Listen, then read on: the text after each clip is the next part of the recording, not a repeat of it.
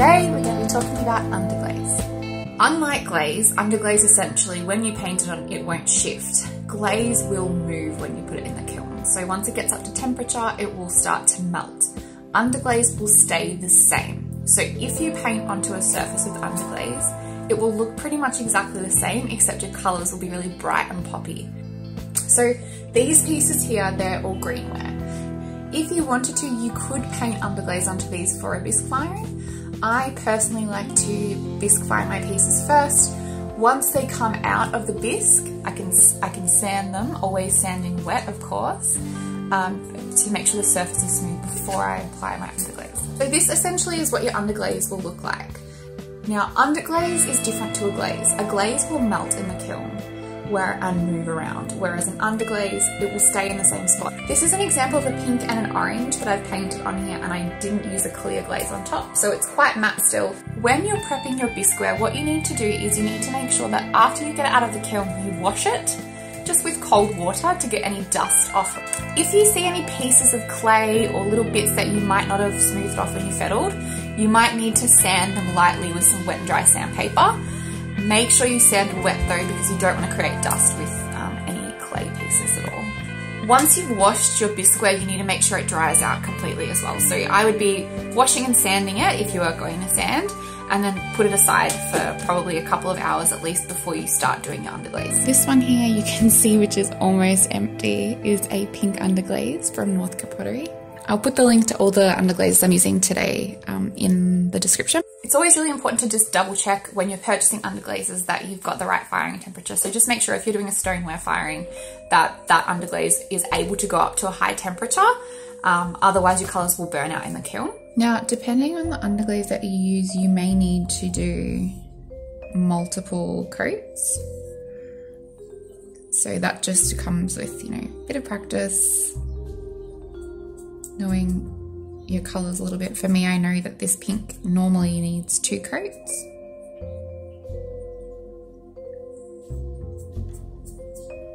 So I've got my first coat on that one.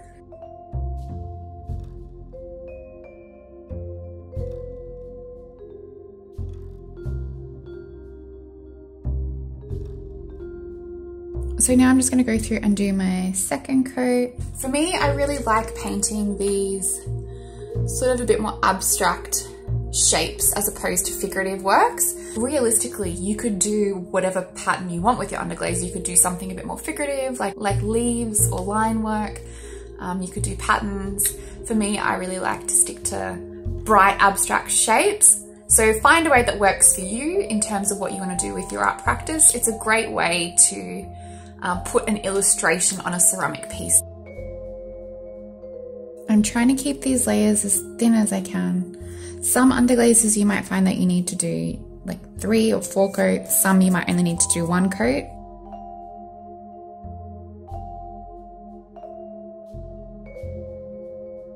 Okay, so that's all my pink done. So now for the rest of this cup, I wanted to do it yellow. This baby yellow, which I'm also running out of, but that's okay. This one is called Saffron. So I'm just going to go around the outside first. And what you'll find is if you've got any bits that overlap, they're not going to bleed together. That's not what underglaze does. What that will happen is the colours may mix and create a little bit of a darker area. Like for example, if I'm mixing these two, I've got a yellow and a pink, I might get like a little bit of an orangey hue, but for the most part, I find whichever color is more dominant seems to be the one that stands out a bit more. Okay, so once you've cut in all those areas, then you are ready to start painting out. And you can be a bit quicker with this because you've got to be a little bit less controlled.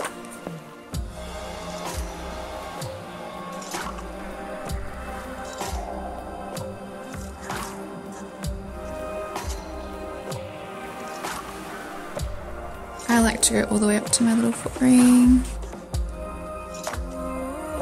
And in terms of the rim, I have been leaving lately, I've been leaving my rims, the underglaze stops and then it's white on the inside. So that's something that you could, think about what you want to do. You can underglaze on the inside of your cup, of course. So just something to think about. Now at this point, I've done one layer on my whole entire cup. I'm also going to do the inside here because I think that looks really cute sometimes when you've got the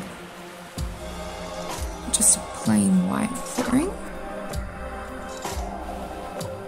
You could actually paint the whole foot.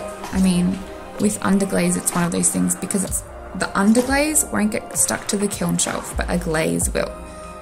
So remembering that this is essentially just colored clay that you're painting on. So if you just put normal glaze on here, it would stick. However, because this is underglaze, it's not a glaze, it won't stick to the kiln shelf. So you could, hypothetically, if I wanted that rim to be yellow, I could put underglaze on it and then it would just be like gloss here, matte. And then we need to just do a second coat. So at the moment, if I fired it like this with clear on top, you might find that it's a bit washy. So by doing the second coat, you're just gonna stop any like little brush marks from showing through, so you get a nice solid yellow. Knowing how many coats of underglaze to apply is a little bit tricky. Usually for lighter colors like yellows and pinks, you will find that you need maybe 1 or 2 coats, sometimes 3 coats if it's a light color. Pitting is a common glaze defect you can get from having too much underglaze. If you put not enough underglaze on, it could be really washy. So sometimes I make these test tiles with underglazes. So it's got the amount of coats and then just a clear on top. It can be a cool idea if you're using something new, like this is an underglaze pencil along with some glaze. Or if you're using a new underglaze that you've never used before, and just to get an idea of how many coats gets it how dark, maybe how many coats until you start to have some bumpier surfaces or like little areas where there's a defect.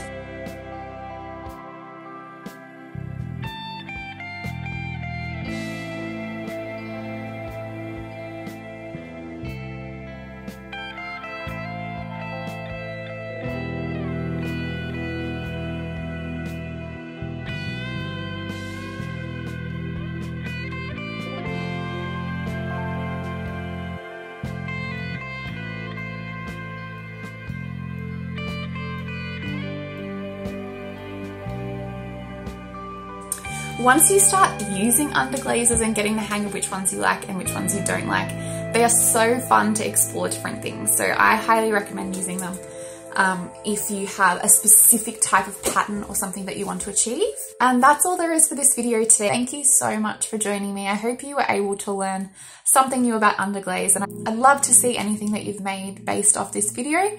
Don't forget to tag me on Instagram. I'll leave all my details below. Don't forget to subscribe, and I'll see you next time.